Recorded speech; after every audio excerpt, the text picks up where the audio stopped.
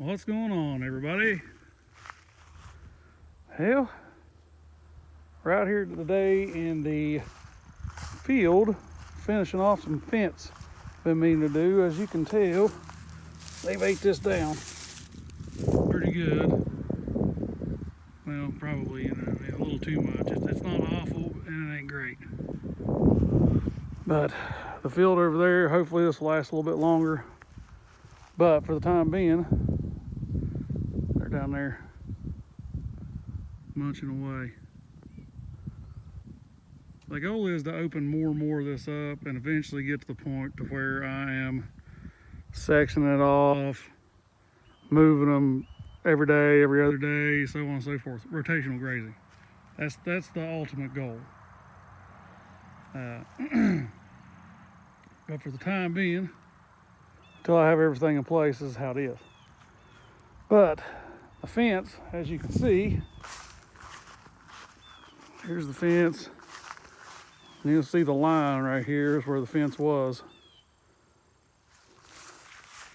Comes right down through here, the old fence there, right on through there. You can see where they've eaten right along the fence line. And then the fence that I put in starts here and then cuts up, and then goes around the hillside up to the dam wall, over and down. And there's a pretty good chunk right there that they can eat on for a while. But I spent yesterday clearing brush and my hands are tore to pieces. Should have wore a glove. I say that every time and I don't do it. But cleaned out through here, tons of autumn olive, and then I don't know if it was like a 5,000-year-old multiflora rose bush or what. I don't know what it was, but it was huge and covered in briars, and it took me a while. It took me a couple hours just to cut it out because they were just tangled in on top. And that's one of the big things I hate about these autumn. I like autumn olive and I hate it at the same time, because they were initially brought in for, I think it was erosion control, and they've just taken over. But they're covered in thorns, big prickers. I don't know if I can show you. Let's see here. Of course, when I'm trying to find them, I can't find them. Now, if I just reach my hand in there blindly, I would guarantee I'd come out bloody. Let's see.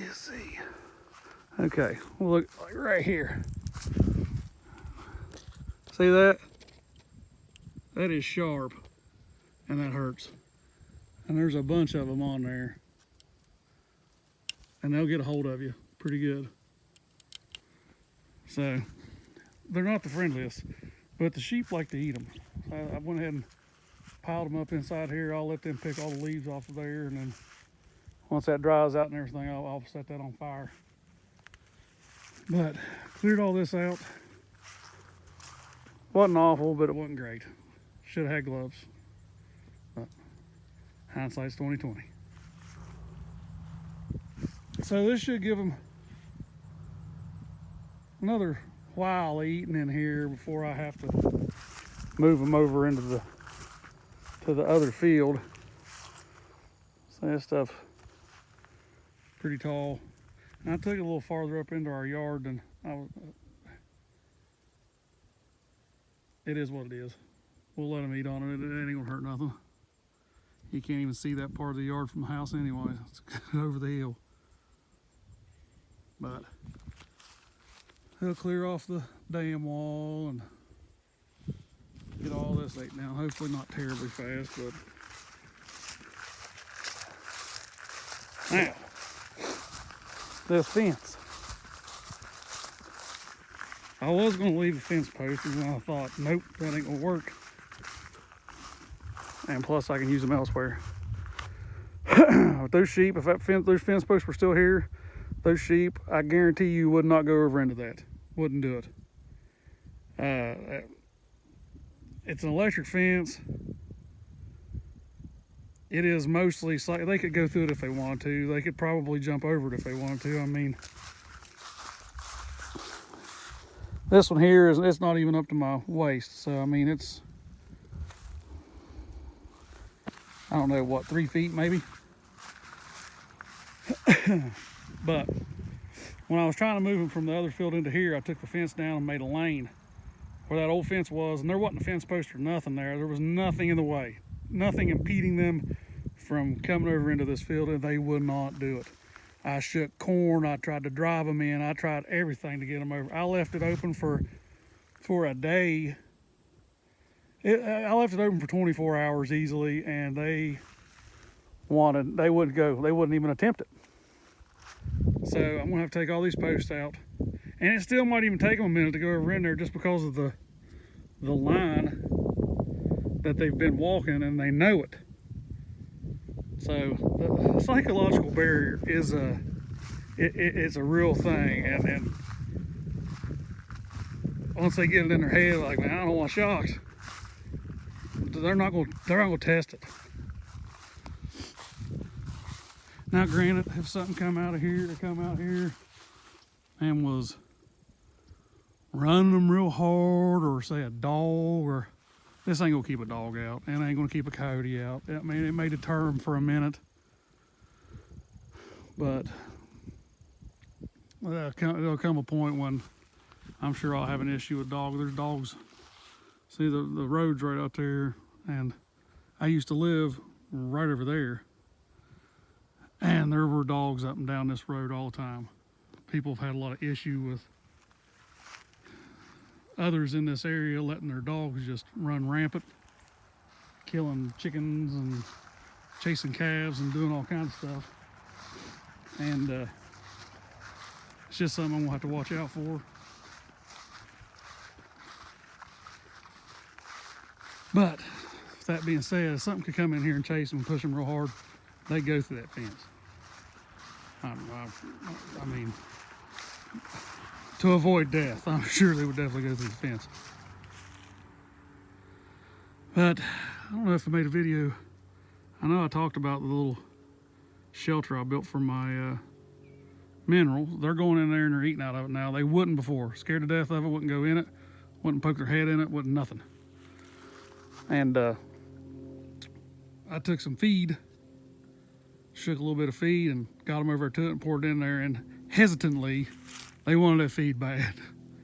But they finally got in there, and they're still kind of spooky at times, but they cram in there butthole to elbow. I mean, they're packed in on top of each other trying to get into that feed. But I'm gonna switch it up.